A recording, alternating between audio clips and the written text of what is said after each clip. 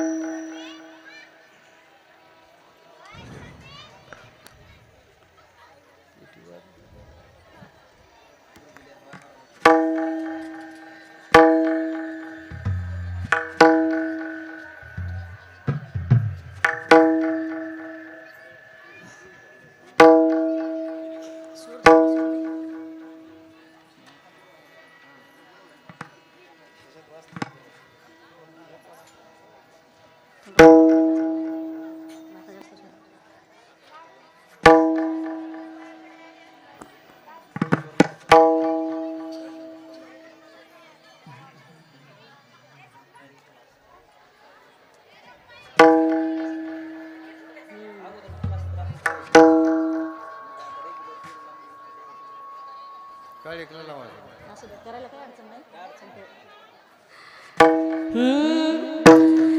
धर्मरक्षा वया अवतार घेशी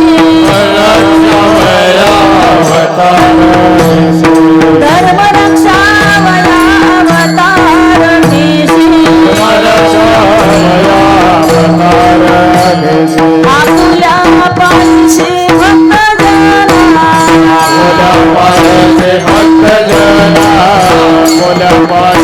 भक्त जना अंबरुषी साठी जन्म सोशियले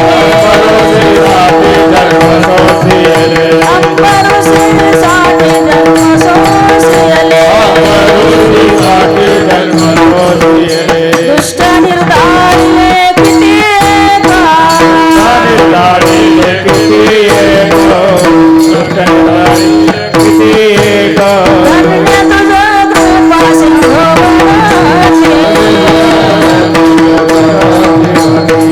कृपा सिंधू वनाती आपुला तू बोल साच करे अंबरुषी साठी जन्म सोशियले अंबरुषी साठी जन्म सोशियले दुष्ट निर्धारिले किती कामने तुझे वर्णिते पुराणे कामने तुझे वर्णिते पुराणे होय नारायण दया सिंधू अंबरुषी साठी जन्म सोशियले अंबरुषी साठी जन्म सोशियले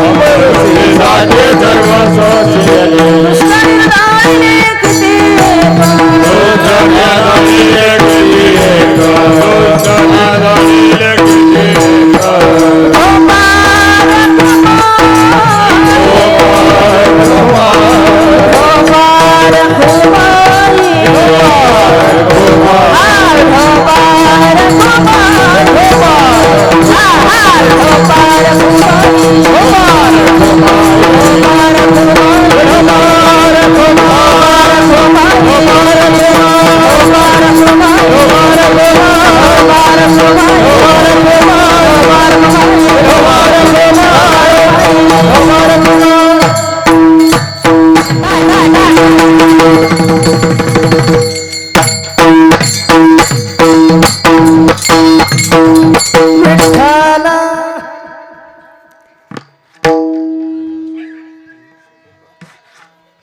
धर्मरक्षा वया अवतार घेशे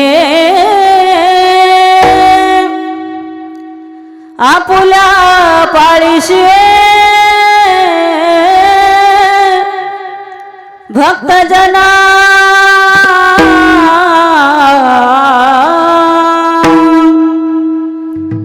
अंबरुषी साठी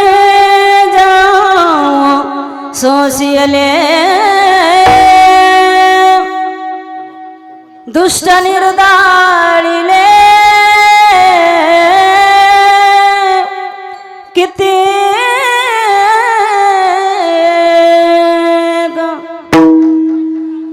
धन्य तुझ कृपा सिंधू मनतील आपुला तू बोल साच करे अंबरुषी साठी जन्म सोशियले दुष्ट निर्धारिले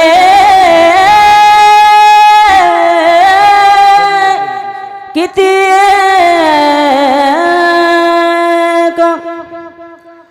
तुका म्हणे तुझ वर्णिती पुराणे होय नारायण दया सिंधू अंबऋषीसाठी जन्म सोशियले दुष्ट निर्दाळिले किती हिवंत प्रविशमिम वाचमिमं प्रसुप्तां संजय वयत्त किल शक्तिधर स्वधाम्ना अन्यांश्च हस्तचरण श्रवणत्व गाध्य प्राणान्नमो भगवते पुरुषाय तुभ्यो पांडुरंगा करो प्रथम नमन पांडुरंगा करो प्रथम नमन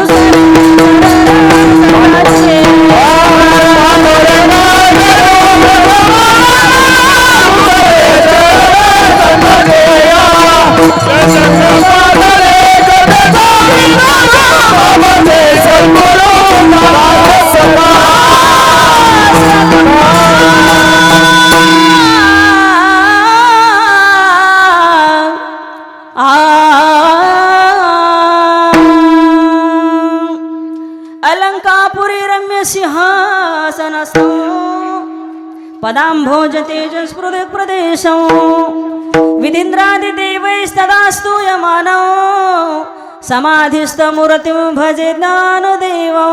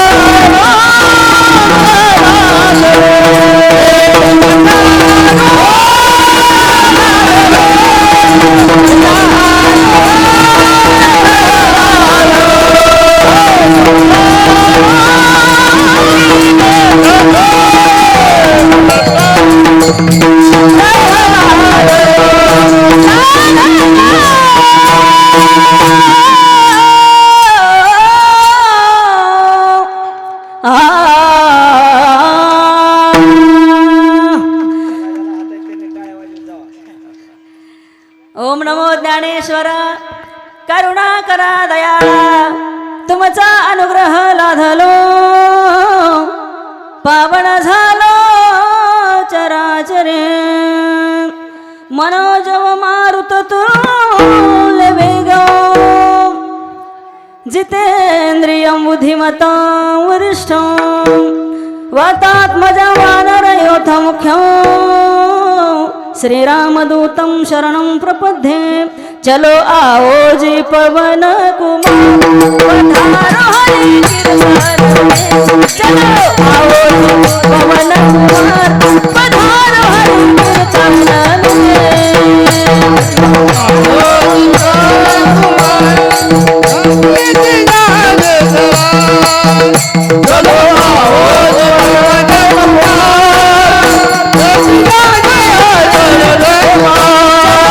पवन कुमार पधारो हरि कीर्तन में चलो आओ जी पवन कुमार हमारे हरि कीर्तन में चलो आओ जी पवन कुमार हरि कीर्तन में चलो आओ जी पवन कुमार हरि कीर्तन में राम जी को लाना लखन जी को लाना जी को लाना लखन जी को लाना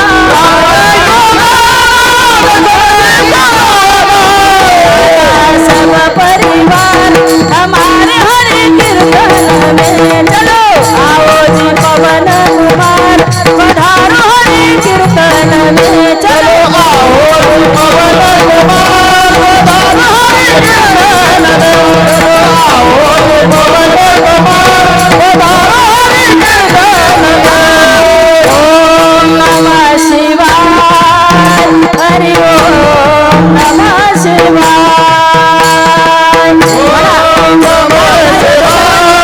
शिवाय ओम नमः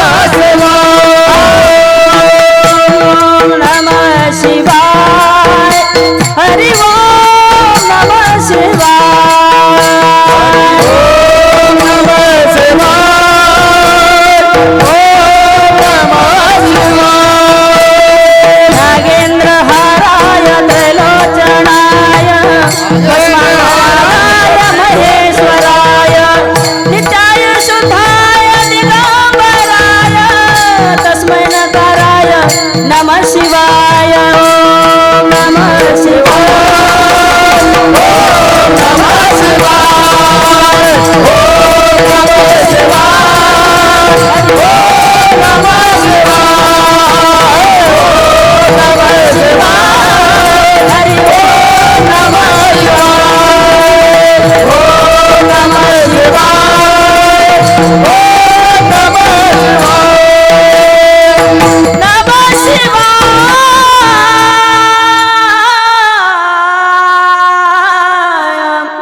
ओम नमः शिवाय सच्चिदानंद रूपाय विश्वोत्पत्त्या दिहेतवे तापत्रय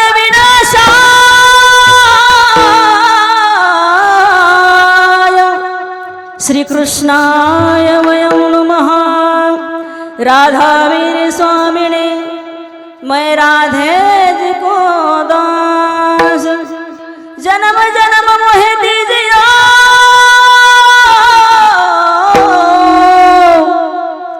श्री वृंदावन में वास विठल चलो चलो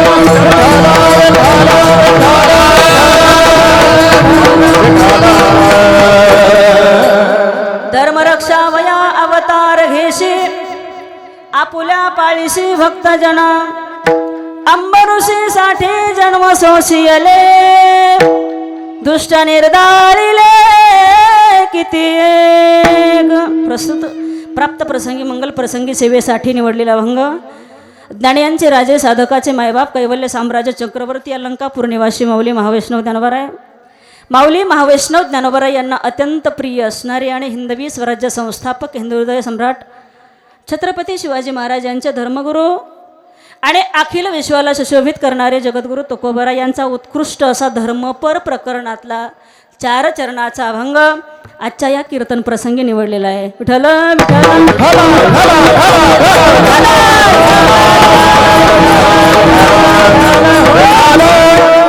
अभंगाला स्पर्श करण्यापूर्वी अल्पसा परिहार देणं गरजेचं असतं. किमनिमित्ताने या ठिकाणी कीर्तनाचा उत्सव सुरू आहे हे आपल्याला सर्वांनाच ज्ञातव्य आहेच, माहिती आहे. परंतु तरीसुद्धा वक्त्याचं प्रधान कर्तव्य या नियमाप्रमाणे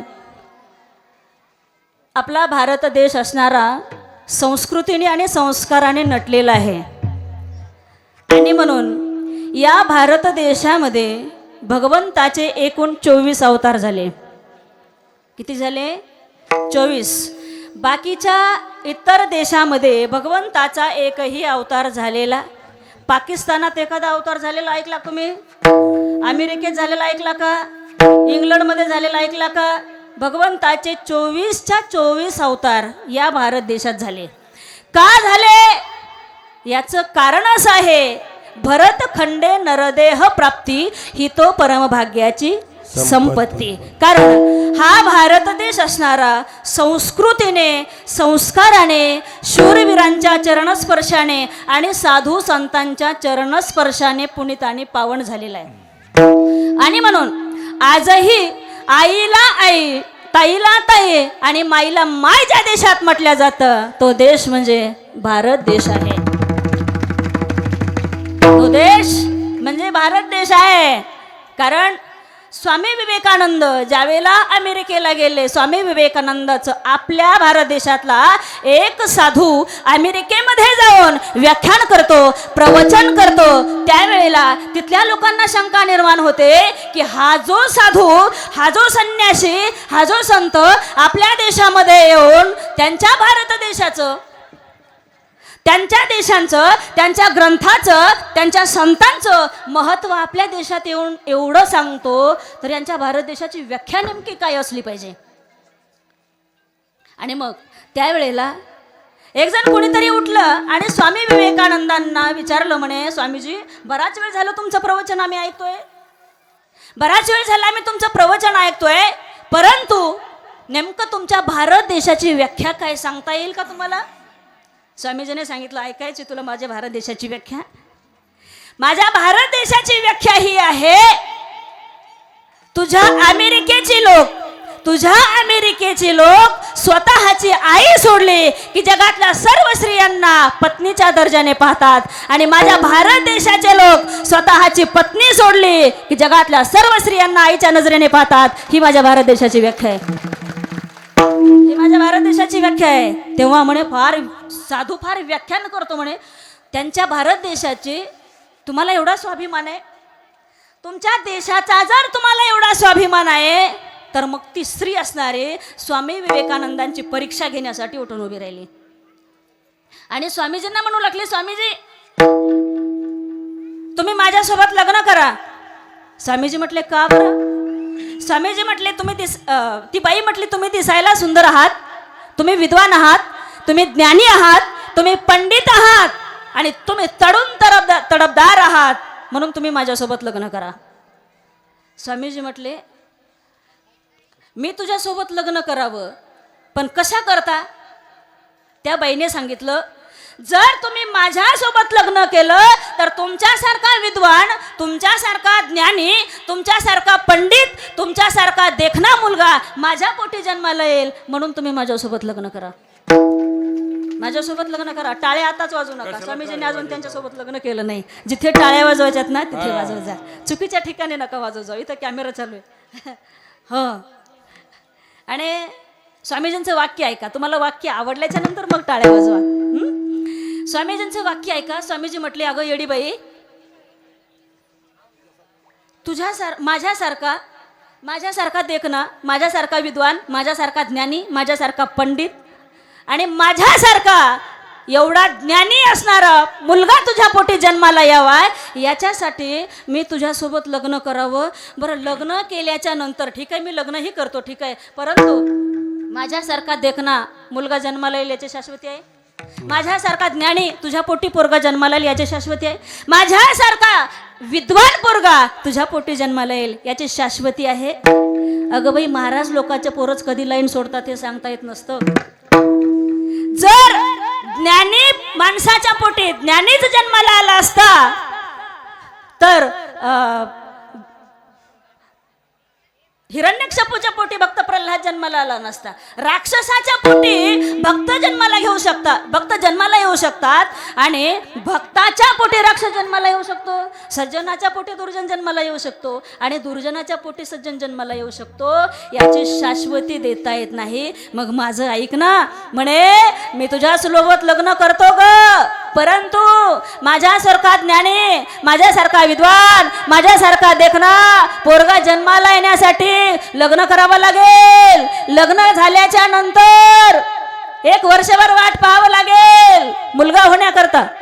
झालाच मुलगा तर तो विद्वान होईल, ज्ञानी होईल, देखणा होईल हे सांगता येत नाही. मग एवढे दिवस वर्ष वाट पाहण्यापेक्षा एक काम करणार, हा 3.5 हाताचा जो देह, हा 3.5 हाताचा जो स्वामी विवेकानंद तुझ्या समोर उभा आहे ना, त्यालाच पोटचा पोरगा मानणार. काय व्याख्या आहे महाराज स्वामी विवेकानंदांची. आणि अशी हिरे, अशी रत्न, अशी संत महात्मे या भारत देशात जन्माला आलेले आहेत. लक्षात घ्या, या भारत देशामध्ये आणि या महाराष्ट्रांच्या भूमीमध्ये जेते हरचे दास जन्म घेती,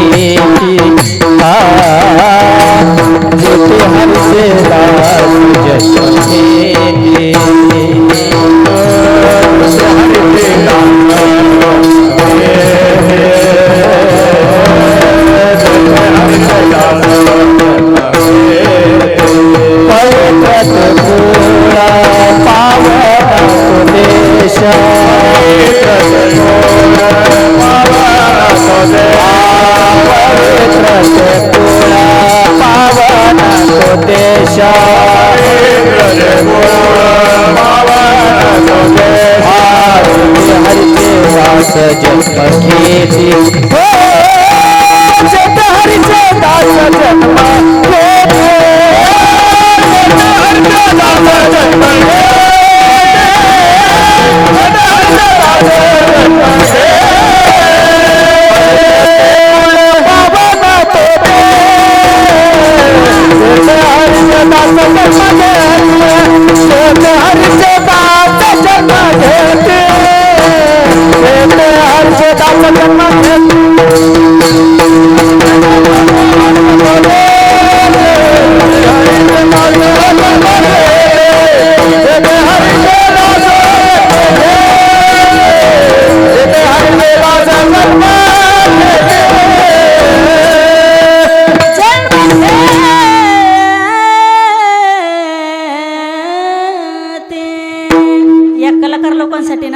जोरात टाळ्या वाजव. कशासाठी टाळ्या वाजवल्या माहितीये का? अखंड हरिनाम सप्ताहाचं वातावरण जे असतं ना, सकाळपासूनच निर्माण होत असतं संध्याकाळपर्यंत. परंतु हे अचानक वातावरण कीर्तनाचं तयार करणं हे गायकांच्या आणि वादकाच्या हातामध्ये. आणि एवढे सुंदर गायक आज आपल्याला लाभलेत म्हणलं, यांचं कौतुक तुम्ही केलं पाहिजे ना. मग अधूनमधून टाळ्या वाजव जाणार. जरा फुकटच्याच टाळ्या आहेत, थोडे पैसे द्यायचे आणि द्यायचे असले तरी माझ्याकडे आणून द्या. विठ्ठल विठ्ठल.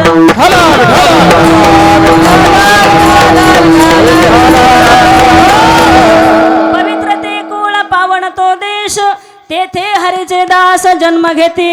हरीच्या दासाला जन्म घेण्याकरता, अरे लक्षात घ्या, जिथं ब्रह्मांडाचा नायक ज्या भारत देशात जन्माला घेतो ते भारताची भूमी पवित्र.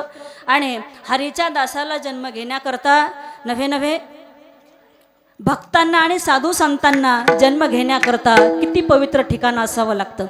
आणि त्या पवित्र ठिकाणी आणि पवित्र कुळामध्ये भक्त अथवा संत जन्माला येतात. ते संत धर्माचा प्रचार आणि धर्माचे प्रबोधन करत असतात. आणि म्हणून आपलं भाग्य आहे. खरंच मी या सोनारी गावाला एवढं धन्यवाद देते की या गावाचं असणारं महत् भाग्य आहे. आणि खरंच अनंत जन्माचं पुण्य या सोनारी गावचं असेल महाराज. माझी दिंडी तर या ठिकाणी असतेच, परंतु इथं त्रिवेणी संगम आहे. या गावामध्ये त्रिवेणी संगम आहे, गंगा यमुना आणि सरस्वती. तुम्ही म्हणाल कुठं वाहते गंगा यमुना सरस्वती, असं कसं बोलतं बाई ताई? इथं गंगा नाही, यमुना नाही, सरस्वती नाही. नाही का? इथं एक खंडेरायाचं आहे, खंडेरायाची भूमी आहे. दुसरी गोष्ट महादेवाचं प्रांगण आहे, महादेवाच्या प्रांगणामध्ये. आणि तिसरी गोष्ट या दोन्हीच्या मध्ये संत श्रेष्ठ ज्यांच्या चरणस्पर्शाने मामा गेल्यापासून मामाच्या चरणस्पर्शाने अवघा महाराष्ट्र ज्यांनी व्यापून काढला, मेंढ्यांच्या माध्यमातून त्यांच्या भस्माच्या माध्यमातून मामांच्या चरणस्पर्शाने महाराष्ट्र ज्यांनी ढवळून काढला, भक्तिमय वातावरण ज्यांनी केलं, अशा मामाच्या मेंढ्या या ठिकाणी सोनारी गावात आलेल्या आहेत. म्हणून या ठिकाणी त्रिवेणी संगम वाहते. त्रिवेणी संगम असणारे त्रिवेणी संगमाची गंगा वाहते. फक्त या गंगेमध्ये हात धुवून घेतला पाहिजे महाराज. भाग्यवान हात महिला मंडळ, सोनारी गावच्या महिला पुरुष आणि पंचकृषीतले सर्व असणारे गावकरी या त्रिवेणी संगमामध्ये फक्त हात धुवून जो घेतो ना, तो खरंच महत्भागी आहे आणि खरंच असणारा पुण्यवान माणूस आहे महाराज, नाही का? अरे त्या गंगेमध्ये जावं लागतं आपला उद्धार करण्याकरता. पाणी रूपी गंगेमध्ये आपला उद्धार करण्याकरता जावं लागतं. जिवंत असताना आपलं काही माणसाला तर महाराज जाणं होत नाही, परंतु मेल्याच्या नंतर माणूस गेला नाही म्हणून मेल्याच्या नंतर त्याची हाडं नेतात, नाही का? कधीच देव नाही, धर्म नाही, कधी कथा नाही, कीर्तन नाही, पंढरपूरची वारी नाही, कुठे जात नाही. आणि म्हणून लोक काय करतात, मेल्यावर त्याच्या तोंडात तुळशीचं पान घालतात. पण काही लोक म्हणतात, बाबा याने कधी देवाचं नाव घेतलं नाही, याच्या तोंडात तुळशीच्या पानाऐवजी कोंबडीचं पकड घाला. हो, कधी जन्मात देवधर्म केला नाही.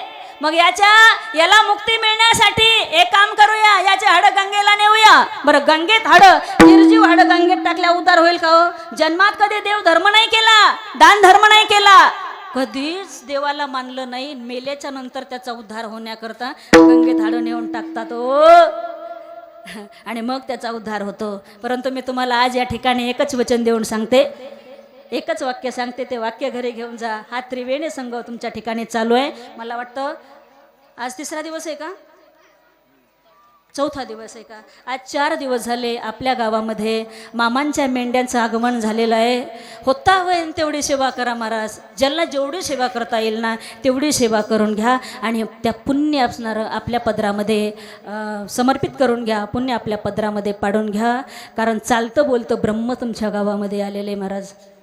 लक्षात घ्या, ज्या बाळूमामाचं काही आपल्या घरामध्ये पीडा असतील, दोष असतील किंवा नैसर्गिक हानी आपल्या शरीराला असतील, त्या बाळूमामाच्या नुसत्या मेंढ्याला स्पर्श केल्याच्या नंतर, भस्म आपल्या कपाळाला लावल्याच्या नंतर श्रद्धायुक्त लावलं पाहिजे. फक्त केलं म्हणून करायचं नाही, अंतकरण शुद्ध अंतकरणाने करायचं.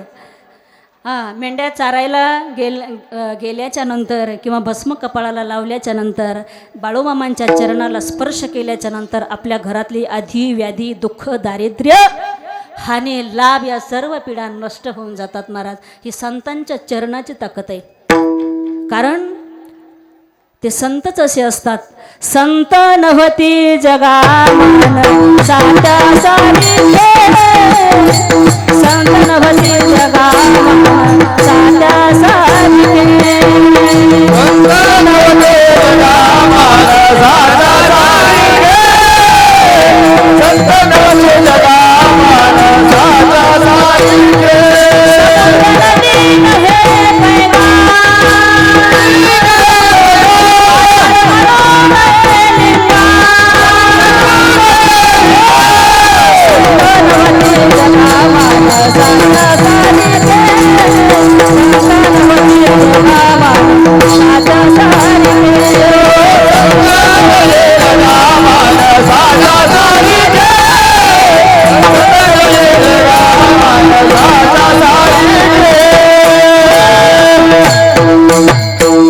संत आणि सर्वसामान्य माणूस दिसायला सारखे असतात. लक्षात घ्या, संत ओळखता येत नसतात. बाह्य रंगावरून कितीही आव आणला, कारण परमार्थामध्ये सोंग चालतं पण परमार्थामध्ये ढोंग चालत. पटलं का महिला मंडळ? सोनारीच्या महिला काय सांगितलं मी? अरे परमार्थामध्ये सोंग चालेल पण भक्तीमध्ये ढोंग चालत परमार्थामध्ये सोंग चालत नाही महाराज. आणि म्हणून संत ओळखता आले पाहिजेत. सर्वसामान्य माणूस आणि संत दिसायला सारखे असतात. हो, संतांना 4 हात 4 पाय 4 डोळे 4 कान नसतात. सर्वसामान्य माणसासारखे संत प्रपंचात राहतात, प्रपंच करतात, संसारच करतात. पण अलिप्त कमळ जळी जैसे, जसं कमळ पाण्यात आहे पण पाण्यापासून एक इतवर ते कमळ उंच आहे, पाण्याला कमळाचा स्पर्श नाही, त्याप्रमाणे संत प्रपंच करतात पण प्रपंचाचा मायेचा वारा शरीराला लागू देत नाही. आणि म्हणून तर आपल्या मामाचं सुद्धा लग्न झालं होतं, गृहस्थ आश्रमामध्ये पडले होते, परंतु गृहस्थ आश्रमाचा वारा लागू दिला नाही. हो, काट्यावरती झोपले. काट्यावरती झोपून तपश्चर्या मामाने केले, साधना केले. आणि म्हणून संत हे आपल्या लीलेच्या माध्यमातून चमत्कार करत असतात. कुठल्या दैवी शक्तीने किंवा कुठले ते भोनाई जानाई वगैरे काय म्हणतात ना, ते तसलं काही करून संत चमत्कार करत नसतात. आपल्या लीलेच्या माध्यमातून संत चमत्कार करत असतात. आणि ज्या वेळेला संत चमत्कार करतात ना, त्याच वेळेला लोक नमस्कार करत असतात. विठ्ठल विठ्ठल.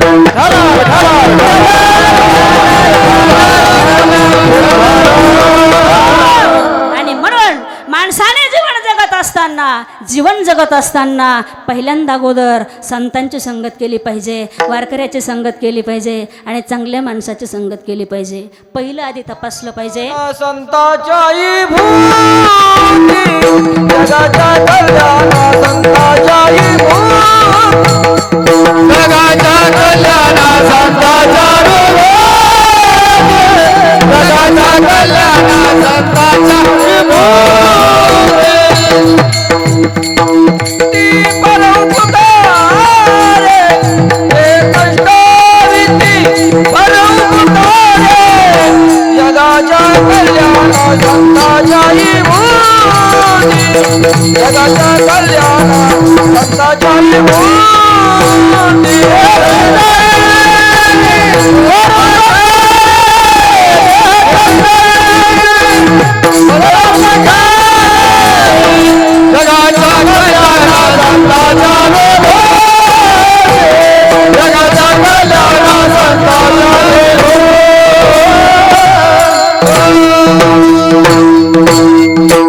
जगाच्या कल्याण संतांच्या विभूती, देह कष्टयुती परोपकारे, परोपकाराय फलंती वृक्ष, परोपकाराय वहंती नद्या, परोपकाराय चरंती साधू, परोपकाराय दुहंती गो. परोपकार करण्याकरता संतांचा अवतार आहे, म्हणून संतांची संगत केली पाहिजे महाराज. आणि कोणी कोणी केली हो? ध्रुवजी की बन गई प्रहलाद अच्छी बनेगी, संतन के संग लागले तेरी अच्छी बनेगी, संतन के संग लागले संतन के संग अच्छी बनेगी तेरी बिगड़ी बनेगी, अच्छी बनेगी तेरी किस्मत खुलेगी, किस्मत बड़ो भाग से तेरी अच्छी बनेगी, संतन के संग लागले तेरी अच्छी बनेगी,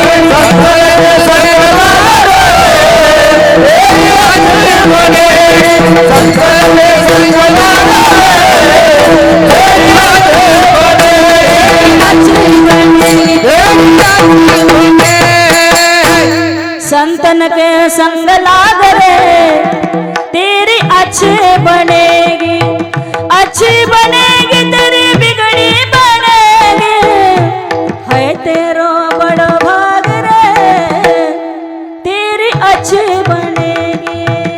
म्हणून संतांची संगत केली पाहिजे महाराज. नाही करता आली संतांची संगत, भक्ताची संगत करा.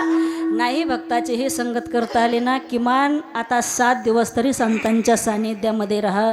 कारण माणूस एवढा पापी नसतो, पण संतान दुर्जनाच्या संगतीने पापी ठरत असतो महाराज. आणि म्हणून माऊली ज्ञानोबराय सुद्धा म्हटले, जे खळांची व्यंकटी सांडो. कारण दुर्जनाच्या सावलीला जरी उभं राहिलं ना माझ्या मायानो, दुर्जनाच्या पापी माणसाच्या सावलीला जरी उभं राहिलं तरी सुद्धा परिणाम होतो आणि आपण सत्कर्मापासून वंचित होतो. परमपितामह बाल ब्रह्मचारी भीष्माचार्य बाल ब्रह्मचारी होते, पण दुर्जनाच्या घरचं अन्न खाल्लं, ज्याचं खाल्लं ना त्याचं गावं लागतं महाराज, त्याचं गुणगान गावं लागतं. आणि म्हणून चांगल्या माणसाची संगती केली पाहिजे. सतसंगे साधन केले, सतसंगे तत्व आकळले, सतसंगाचे निभाव बळे, परब्रह्मा लोळे द्वंद्वावरे. सतसंग सतसंगती वेगळे जाना,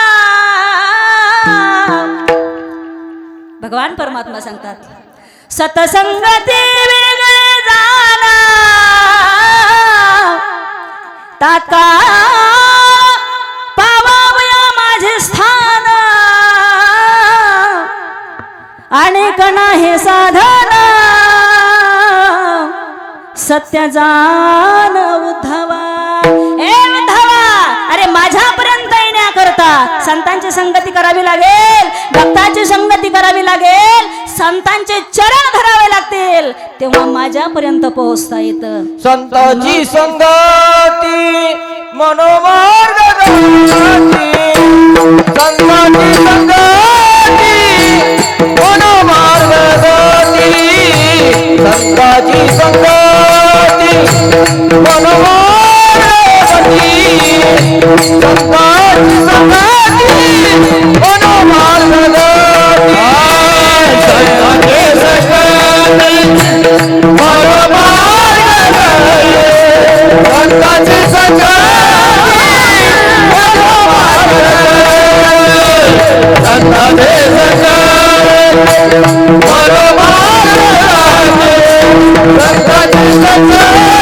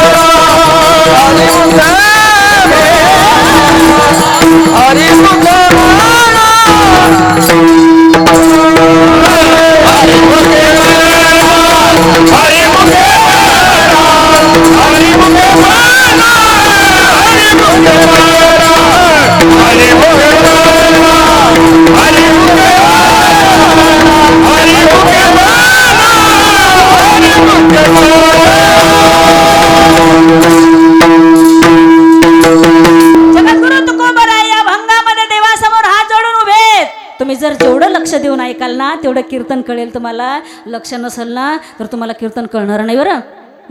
झोपायचं कोणी? आणि जे झोपन त्याला चिकनगुन्या होणार. हा म्हणजे होणार आहे. तुम्ही म्हणाल बरं आहे असंच कीर्तन करा मला पाहिजेत रोज.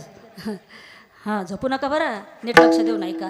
जगद्गुरु तुकोबराय या अभंगामध्ये देवासमोर हात जोडून उभे आणि देवाला म्हणतात, देवा तू निर्गुण निराकार आहेस रे. निर्गुण निराकार असून सुद्धा सगुण साकार होतो, देह धारण करतो, आकाराला येतो. भगवंताने सांगितलं, वास्तविक जर पाहितलं तर देवा तुझ्याकडे ठाण नाही, मान नाही, गुण नाही, लक्षण नाही, रंग नाही, रूप नाही, वर्ण नाही, छाया नाही. तू कसा आहे? अलिप्त आहे, निर्गुण निराकार आहे. रंग नहीं, रूप नहीं, नहीं वर्ण छाया. रंग नहीं, रूप नहीं, नहीं वर्ण छाया. रंग नहीं, रूप नहीं, नहीं वर्ण छाया. रंग नहीं, रूप नहीं नहीं वर्णचा निराकार निर्गुण तुझ रघुराया निराकार निर्गुण तुझ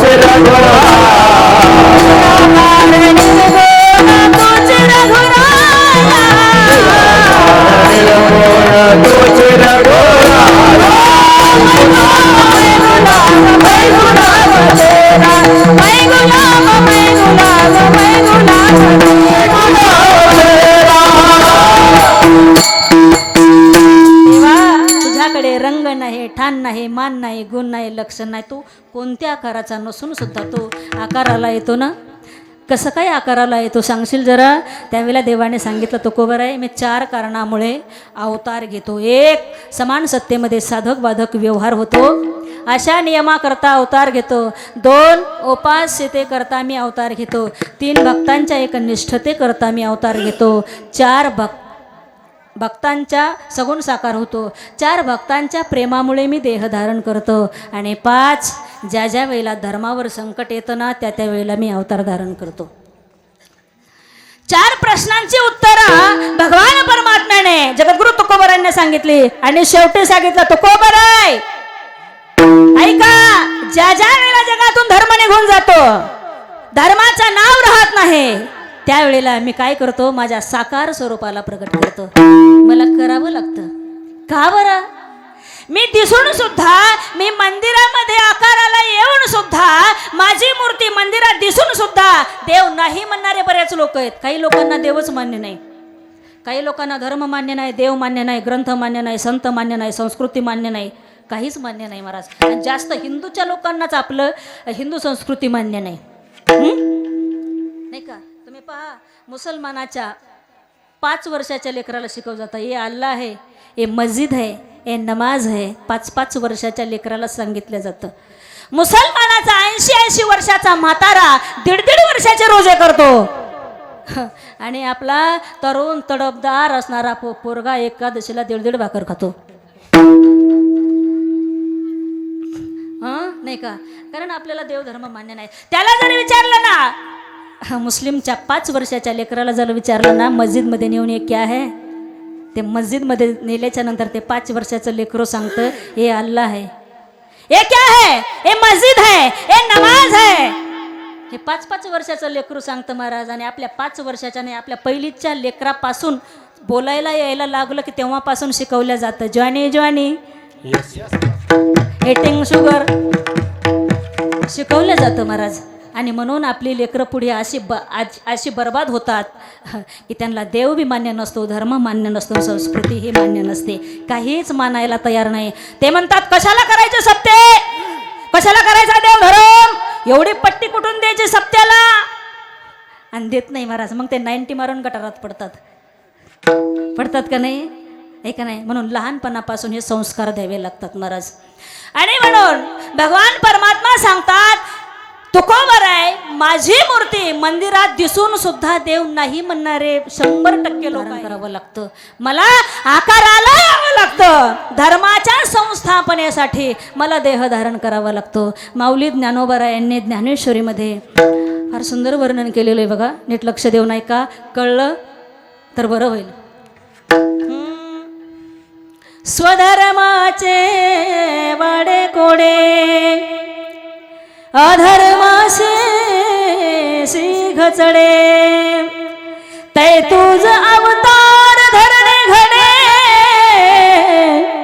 आमुचे सांकडे फेडावया, दैत्याची कुळे नाशी, साधूचा माणुकी वशी, धर्माशी नीतीशी सेज भरे, तैसा स्वधर्म जरी लपला, तरे सर्व सुखाचा थार मोडला, जैसा दीपास हरपला, प्रकाश जाय. या 3 ओव्यामध्ये माऊली ज्ञानोबा यांनी धर्माची व्याख्या केलेली आहे. परंतु जो स्वतःच्या धर्माचं पालन करत नाही ना, तो कोबराय स्वतःच्या धर्मापासून वंचित राहतो आणि दुसऱ्याच्या धर्माचं पालन करतो, राक्षसी प्रवृत्तीने वागतो. अशा अधर्म्याचा संहार करण्यासाठी मला यावं लागतं अभंगाचं पहिलं चरण.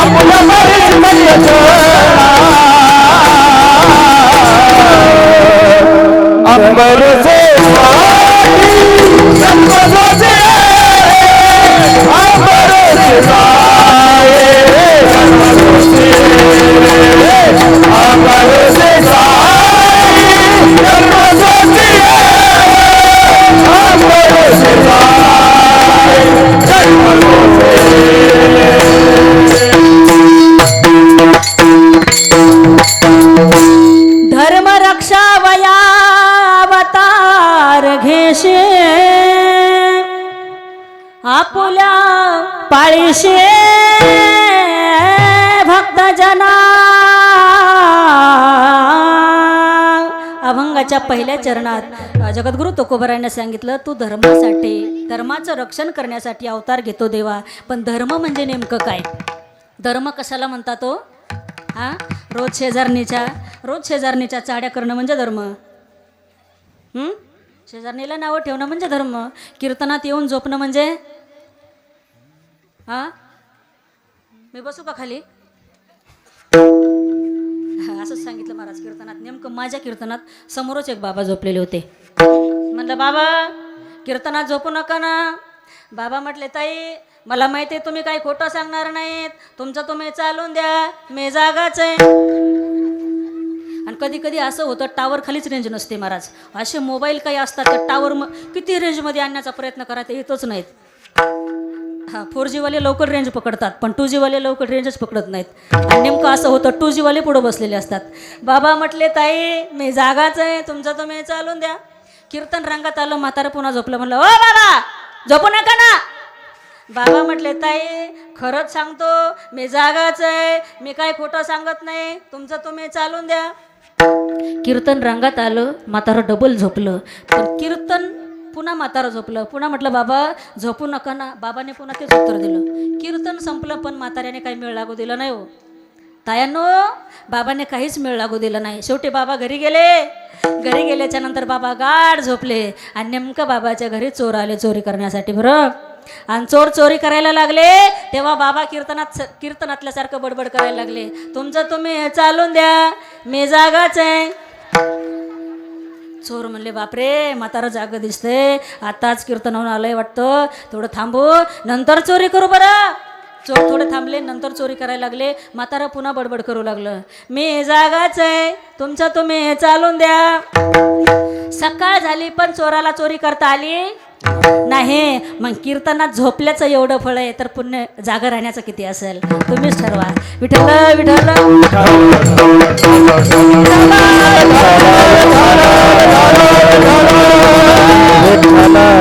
झोपायचं नाही. जगद्गुरु तुकोबाराने सांगितलं, ए देवा नेमका धर्म म्हणजे काय? धर्म म्हणजे काय? शास्त्राच्या भाषेत सांगायचं झालं तर विहित कर्म करणं म्हणजे धर्म आणि निषिद्ध कर्म करणं म्हणजे अधर्म. चांगलं काम करणं आपल्या हाताने म्हणजे धर्म आणि वाईट काम करणं म्हणजे अधर्म. आणि भगवान परमात्मा सांगतात, आचार भ्रष्ट होती लोक कली, पुण्यक्षीण बळी झाले पाप, कर्मधर्म कोणी न धरी विटाळ, घाली ती गोंधळ एके ठाई, होम हरपली हवने यज्ञ याग अनुष्ठाने, जप तपाने साधने आचारणे भ्रष्ट झाले, देव धर्म सांदी पडिले सकळ, विषयी गोंधळ गाजत असे. ज्या वेळेला आचार भ्रष्ट होतो, धर्म निघून जातो, देवाच्या मूर्त्या काळ्या पडतात. देवाच्या मूर्तीतून ज्या वेळेला मूर्तीतून सांगते मी, ज्या वेळेला अश्रूच्या धारा निघतात ना त्यावेळेला धर्म नावाचा शेष राहत नाही. गाय दुःखी होते, पृथ्वी दुःखी होते, गायीचं रूप धारण करते आणि मग देवाकडे जाते. त्यावेळेला भगवान परमात्मा सांगतात, मी माझ्या साकार स्वरूपाला प्रगट करतो. यदा यदा हि धर्मस्य ग्लानिर्भवति भारत अभ्युत्थानम धर्मस्य तदात्मानं सृजाम्यहं. कुरुक्षेत्रावरती अर्जुनाला गीता सांगत असताना भगवान परमात्मा सांगतात, हे भरतवंशी अर्जुन, ज्या वेळेला जगातून सत्य निघून जातं, धर्म निघून जातो, त्यावेळेला मी माझ्या साकार स्वरूपाला प्रगट करून जगामध्ये सत्प्रवृत्ती, कर्तव्य आणि धर्माची स्थापना करतो. विठ्ठल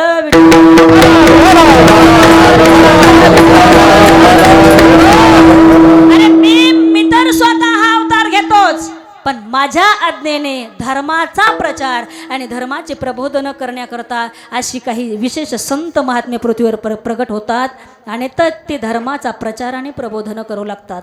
परित्राणाय साधूनां विनाशाय च दुष्कृतां धर्म संस्थापनार्थाय संभवामी युगे युगे. एका युगामध्ये जितक्या वेळेला धर्माची स्थापना करण्याकरता संतांना अवतार घेण्याची गरज पडते ना, ते देवाचा अवतार जरी असले तरी असे बाळूमामासारखे संत धर्माचा प्रचार आणि धर्माची प्रबोधनं करत असणारे फिरत असतात. आणि म्हणून जगद्गुरु तुकोबाराय सांगतात, धर्माचे पालन धर्माचे पालन धर्माचे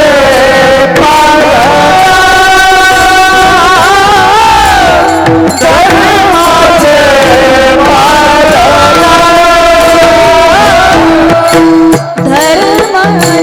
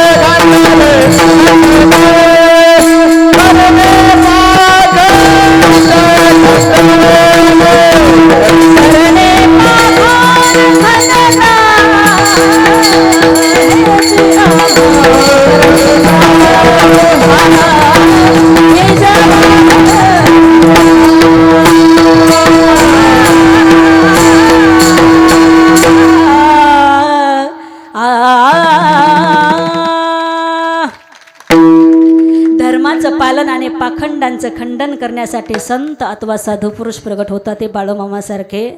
मग तुम्ही म्हणाल ताई धर्म म्हणजे काय हो?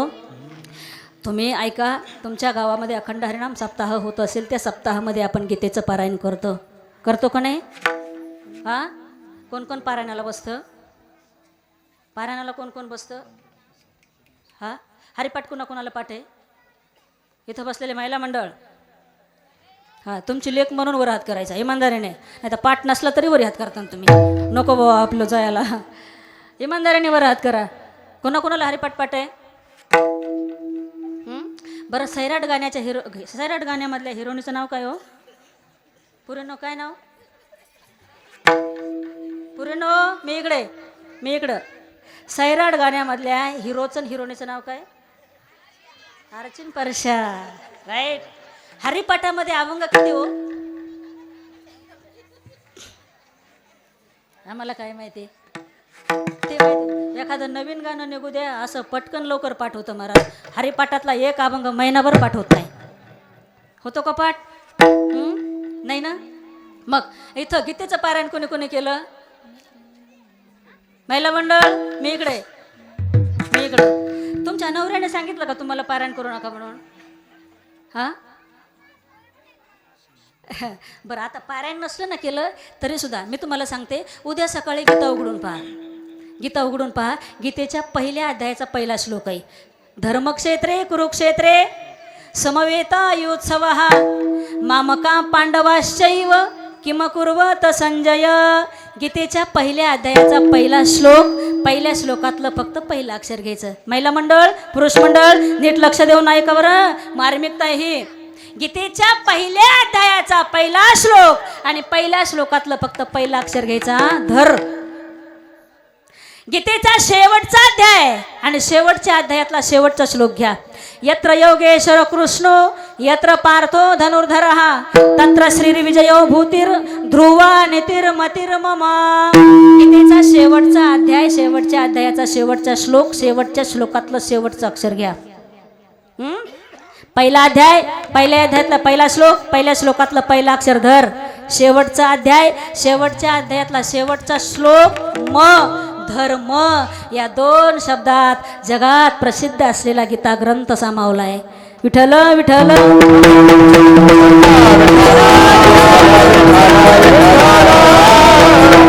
धर्मक्षेत्रे, धर्मभूमी कशाला म्हणतात? धर्माची जागा कशाला म्हणतात? ज्या जागेवर बायाचे रोज भांडणं होतात त्याला म्हणतात धर्माची. हा, बरोबर. तुम्ही झोपल्या काय? धर्माची जागा कशाला म्हणतात? ज्या जागेवर बायाचे रोज भांडणं होतात तिला म्हणतात धर्माची. नाही ना. धर्मभूमी त्याला म्हणतात जिथं युद्धासारखं धर्माचं कार्य होतं त्याला म्हणतात धर्मभूमी. आता दोन्ही भावाचा सारखा हक्क आला, कुणाचा? कौरवाचा आणि पांडवाचा. दोन्ही भावाच्या समान वाटण्या व्हायला पाहिजे, तरी सुद्धा दुर्योधन पांडवांना काहीच देत नाही. अनेक लोकांनी समजवण्याचा प्रयत्न केला दुर्योधनाला. दुर्योधना, अरे भावाची वाटणी कधी चुकत नाही, पूर्वीच्या काळापासून चालत आलंय. इतवऱ्या बांधासाठी सख्खा भाऊ सख्या भावाचं कुऱ्हाडीने डोकं फोडतो. भावाचा हिस्सा भावाला द्यावा लागतो. दुर्योधना, हे तुझे भाऊ आहेत, त्यांना काहीतरी दे. दुर्योधनाने सांगितलं अजिबात देणार नाही. शेवटी अखिल कोटी ब्रह्मांड नायक कृष्ण परमात्मा समजवण्यासाठी गेले. भगवंताला दुर्योधनाने सांगितलं, देवा युद्धाशिवाय सुईच्या टोकावर मावेल एवढी माती पांडवांना देणार नाही. किती? सुईच्या टोकावर मावेल एवढी माती पांडवांना देणार नाही. युद्ध करून घ्यावं लागेल. मग मात्र नाविलाजाने पांडवांना युद्ध करावं लागलं. ज्या कुंतीच्या आज्ञेने द्रौपदी सोबत विवाह केला त्या मातेची आज्ञा घेतली आणि मग युद्धाला सुरुवात केली. पण पांडव हे धर्मात्मा होते आणि सत्यवादी पुरुष होते. धर्म तोच आहे, सत्य धर्म, दया धर्म, क्षमा धर्म आणि शांती धर्म. आणि हे चारही पांडवांकडे होते महाराज. एक राजा सत्यवादी होता. महिला मंडळ ऐका, एक राजा सत्यवादी होता, सत्याचं पालन करणारा होता, धर्मनिष्ठ होता. आणि त्या राजाच्या राज्यामध्ये एक दिवस लख प्रकाश पडला. राजाला म्हणू लागला, ए राजा, मी निघाले राजा, मी एका ठिकाणी जास्त वेळ कधीच थांबू शकत नाही राजा, मी निघाले. राजाने विचारलं, पण तू कोण आहे? तिने सांगितलं, मी लक्ष्मी आहे राजा, लक्ष्मी. मी एका ठिकाणी जास्त वेळ. थांबते का लक्ष्मी एका ठिकाणी जास्त वेळ? नाही थांबत महाराज. 100 रुपयाची नोट एका दिवसात कितीतरी जणांच्या हातात जाते, नाही का? मी थांबत नाही, मी निघाले राजा. राजा म्हटला काही हरकत नाही, जा. लक्ष्मी निघून गेले. थोड्या वेळाने एक पुरुष प्रगट झाला आणि राजाला म्हणू लागला, राजा जिथं लक्ष्मी नाही तिथं मी थांबत नाही राजा, मी निघालो. राजाने विचारलं तू कोण आहे? त्याने सांगितलं मी यश आहे, यश. राजा म्हटलं काही हरकत नाही, जा. यश निघून गेला. थोड्या वेळाने एक स्त्री प्रगट झाली. राजाला म्हणू लागली, राजा जिथं लक्ष्मी नाही, यश नाही, तिथं मी थांबू शकत नाही, मी निघाले राजा. राजाने विचारलं तू कोण आहे? तिने सांगितलं मी कीर्ती आहे, कीर्ती. राजा म्हटला काही हरकत नाही, जा. यश निघून गेला, कीर्ती निघून गेली, लक्ष्मी निघून गेली. थोड्या वेळाने एक दिव्य पुरुष प्रगट झाला. राजाला म्हणू लागला, राजा अरे जिथं लक्ष्मी नाही, यश नाही, कीर्ती नाही, तिथं मी थांबू शकत नाही, मी निघालो राजा. राजाने विचारलं पण तू कोण आहे? त्याने सांगितलं मी सत्य, सत्य. राजा म्हटला अरे सत्य तू काय जातो, तू काय जातो? मी सत्यव्रती आहे, मी सत्यवादी आहे आणि मी सत्यवादी असल्यामुळे उलट गेलेली लक्ष्मी, यश आणि कीर्ती परत येईल याचा मला स्वाभिमान आहे, कारण मी सत्यवादी आहे. म्हणून सत्य धर्म. विठ्ठल विठ्ठल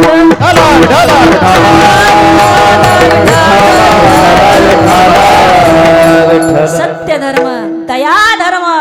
दया धर्म का मूल है पाप, मूल अभिमान, तुलसी दया न छोड़िए जब तक घट में प्राण. दया तेथे धर्म, धर्म तेथे सुखागम, सुखी पुरुषोत्तम असे जैसा. दया त्याला म्हणतात दुसऱ्याचं दुःख पाहून त्याच्या दुःखाविषयी आपल्या हृदयामध्ये सुख होणं म्हणजे दया. बरोबर बरोबर बरोबर. तुमचं माझ्याकडे किती लक्ष आहे म्हणून मी तुम्हाला उलट सांगितलं. काही निमाना अशा हलवल्या. बरोबर आहे ताई. आता मी चुकीचं सांगते का बरोबर सांगते? नीट लक्ष देऊ नये का? तुम्हाला विचारेल मी चुकीचं आहे का बरोबर आहे ते. दया त्याला म्हणतात दुसऱ्याचं दुःख पाहून त्याच्या दुःखाविषयी आपल्या हृदयामध्ये सुख होणं म्हणजे दया. बरोबर. मग आता रेंजमध्ये आल्या का? मग अशी रेंजच्या बाहेर होत्या. कधी कधी रेंजमध्ये आणावे लागतात. विठ्ठल विठ्ठल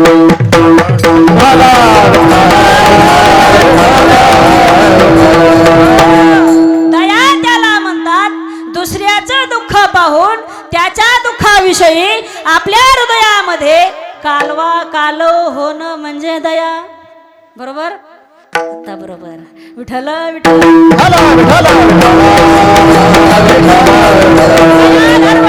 क्षमा धर्म. क्षमा धर्म त्याला म्हणतात अपकार्यावरी जो कोपाला तो गोपिता काळ नागबला. अपकार्य जेने उपकार केला तुझी दादूला परमार्थी. महिला मंडळ उपकार करणाऱ्यावर उपकार कोणी करतं, पण अपकार करणाऱ्यावर उपकार करणं याला म्हणतात क्षमा धर्म आणि शांती धर्म.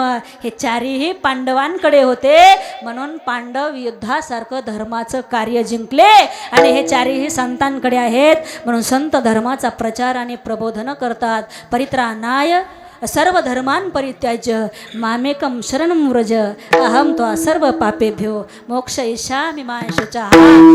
सर्व कर्म करत असताना सर्व कर्म ते संत देवावर सोपवतात म्हणून त्याचा धर्म स्वतः परमात्मा होत असतो. महाराज कर्म कोणतंही करा, पाप करत असताना हे कृष्णार्पणमस्तु म्हणा आणि पुण्य करत असताना हे कृष्णार्पणमस्तु म्हणा. परमात्मा स्वीकार करतो. श्रद्धायुक्त अंतकरणाने केलं पाहिजे. फक्त देवाला हृदयात बसून केलं पाहिजे. कसं? मन में बसा कर तेरी मूर्ति, मन में बसा कर तेरी मूर्ति,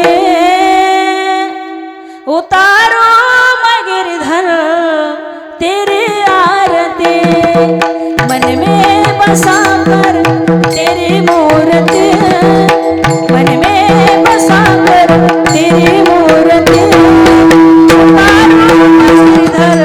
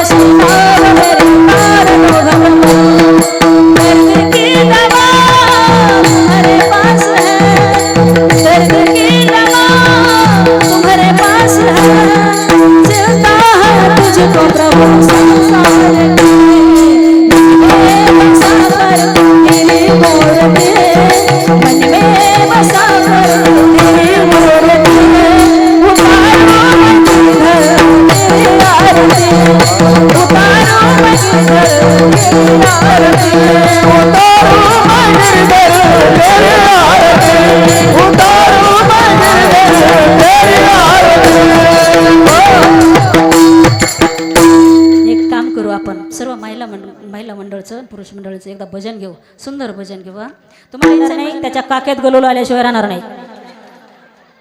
जे वरती हात देणार नाही त्याला त्याच्या शेजाऱ्याची शपथ. तुम्ही म्हणा बरं हो आमचा शेजारी लय आगाव आहे, मी खालीच हात ठेवतो, असंही म्हणू शकता. हां माझ्या पाठीमागं सुंदर आणि मोठ्या प्रेमाने भजन करा. पाठीमागं रेंजच्या बाहेर असलेले आणि रेंजमध्ये असलेले सर्वांनी मोठ्या प्रेमाने. हां जीवन अनमोल ना तू राधे राधे बोल. जीवन अनमोल ना तू राधे राधे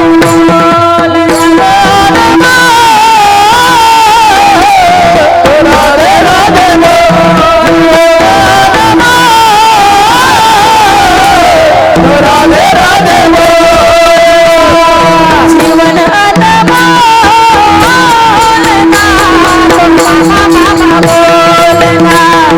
जीवन अनमोल ना तू राधे राधे बोल.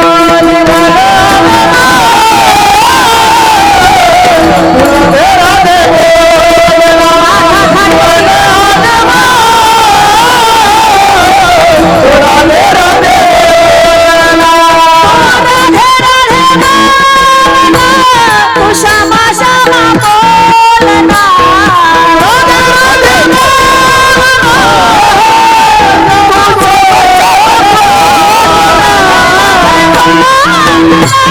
तू श्यामा श्यामा बोलना.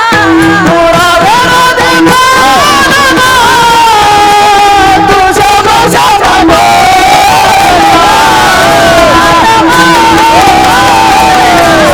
राधे राधे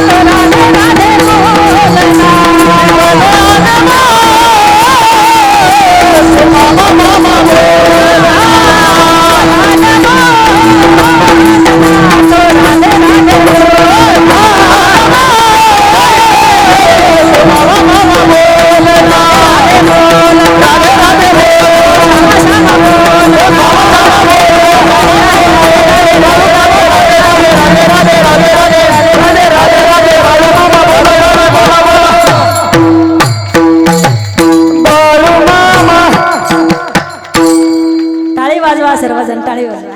धर्माचं पालन आणि पाखंडांचं खंडन करण्यासाठी संत अथवा साधू पुरुष प्रगट होत असतात. महाराज धर्मामध्ये ताकदच ती आहे. धर्मामध्ये किती ताकद आहे. मी तुम्हाला संभाजीराजांचं उदाहरण थोडंसं सांगते. संभाजीराजांनी धर्मासाठी स्वतःच्या प्राणाचं बलिदान दिलं, स्वतःच्या प्राणाची आहुती दिली. ज्या वेळेला संभाजीराजांना मुकरब खानाने पकडलं आणि औरंगजेबाच्या समोर नेऊन उभं केलं, त्यावेळेला औरंगजेबाने एकच प्रश्न विचारला, राजे जेवढी सत्ता आहे, जेवढे खजाने आणि जेवढे किल्ले तेवढे आम्हाला देऊन टाका आणि तुम्ही आमच्याकडून या. जिवंत राहायचं असेल तर. संभाजीराजांनी औरंगजेबाला उभं राहिल्याच कसल्याही प्रकारच्या चेहऱ्यावरती भीती नाही. संभाजीराजांनी औरंगजेबांना उत्तर दिलं, हे औरंग्या, या संभाजीचे मातीत ओळखू येऊ नये असे बारीक बारीक तुकडे करून जरी फेकले तरी संभाजीराजा स्वराज्याची सत्ता तुझ्या हातात येऊ देणार नाही आणि धर्म सोडणार नाही. मग राग आला संभाजीराजांना औरंगजेबाला आणि औरंगजेबाने कडकड कडकड असं उकळतं तेल तापवलं, संभाजीराजांच्या कानात ओतलं जी जीभ संभाजीराजांची बडबड करत होती, दूषण देत होती, बोलत होती औरंगजेबाला, तो संभाजीराजा असणारा ताड ताड ताड सिंहासनावरून चालत आला आणि संभाजीराजांची जीभ अशी हातात धरली आणि नरड्यातून आसळून बाहेर काढली. एवढंच नाही, संभाजीराजांना आणि संभाजीराजाचा एक मावळा होता कवी कलश नावाचा, त्या दोघांना हे 50 फुटाचे खांब होते. त्या 50 फुटाच्या खांबाला दोघाला हे उलटं टांगलं, खालून विस्तवाचा रखरख करणारा हार आणि जशी झाडाची साल सोलावी तसेच दोघाच्याही शरीराचं उलटं कातड सोलून काढलं. दोघाच्याही शरीराचं उलटं कातड सोलून काढलं. त्या कवी कलश नावाच्या मावळ्याला संभाजीराजे म्हणायचे, मावळे तुम्ही माझ्या बरोबर तुमच्या प्राणाचं बलिदान देऊ नका, तुमच्या लेकरा बाळांमध्ये जा, तुमच्या बायका पोरांमध्ये जा, तुमच्या प्रपंचामध्ये जा. पण त्या मावळ्याने सांगितलं, राजे भविष्य काळामध्ये जर तुमच्या नावाने इतिहास तयार झाला तर त्या इतिहासाच्या कान्याकोपऱ्याला या मावळ्याचं नाव राहील, म्हणून मीही तुमच्याबरोबर या मातीसाठी प्राणाचं बलिदान देणार आहे. या मातीसाठी आजही तरुण तडफदार असणारे शहीद जवान असणारे भारताच्या बाँड्रीवर छातीत गोळी घेऊन मरतात हो. आणि म्हणून या पृथ्वीवर या मातीवर जीवन जगत असताना दोन गोष्टी कधीच विसरल्या नाही पाहिजे महाराज. एक देवाला आणि दुसरे ज्यांच्या जीवावरती आपण इथं 3 टायमाला पोटाला पोटभर खातो ना, त्या भारतीय जवानाला कधीच विसरलं नाही पाहिजे महाराज. त्या जवानाला कधी ते जवान मेल्याच्या नंतर ट्रकने लोक फुलं उधळतात आणि फटाके वाजवतात, परंतु ते मेल्याच्या नंतर ट्रकने फुलं उधळू नका, फटाके वाजवू नका, त्यांचं स्वागत करू नका. ते आहेत ना जिवंत, तोपर्यंत ते आपल्या गावात आले तर त्यांना वंदन करा, त्यांना सल्यूट करा, त्यांच्या पाया पडा. जिवंत आहे तोपर्यंत. मेल्यावर काही केलं तरी काही फायदा नसतो महाराज. आणि म्हणून त्या भारतीय जवानाला कधीच विसरायचं नाही. ए मेरे वतन के लोगों, जरा आँखों में भर लो पानी, जो शहीद हुए हैं उनकी जरा याद करो कुर्बानी. ए मेरे वतन के लोगों, जरा आँखों में भर लो पानी, जो शहीद हुए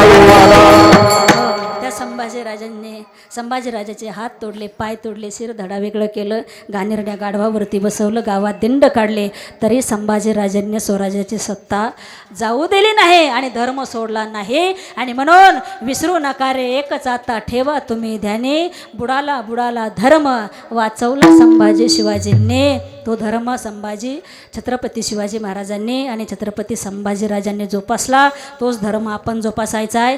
एकच उदाहरण सांगते आणि आपली सेवा समाप्त करते. ऐका, वाघ भुकेने व्याकुळ झाला तर वाघ वाघाला कधीच फाडत नाही. पुरुष मंडळी, महिला मंडळी नीट ऐका, वाघ जर भुकेने व्याकुळ झाला तर वाघ वाघाला कधी फाडत नाही. वाघ जर रागाने लाल झाला तर वाघ वाघाला कधीच फाडत नाही. माणूस रागाने लाल झाला तर 4-5 जणांचा मुर्दा पाडल्याशिवाय राहत नाही. वाघ जर भुकेने व्याकुळ झाला तर शाकाहार कधी करत नाही, शुद्ध मांसाहारी आहे. हत्ती जर भुकेने व्याकुळ झाला तर हत्ती मांसाहार करत नाही, शुद्ध शाकाहारी आहे. माणसाला डोकरं पुरत नाहीत. अंगण में देखे तो तुलसी का कुंडा, फ्रिज में देखे तो मुर्गी का. रिकाम्या जागा तुम्ही भरा. ज्याला कळलं त्याला धन्यवाद, ज्याला नसल कळलं त्याला फिर मिलेंगे ब्रेक के बाद. विठ्ठल विठ्ठल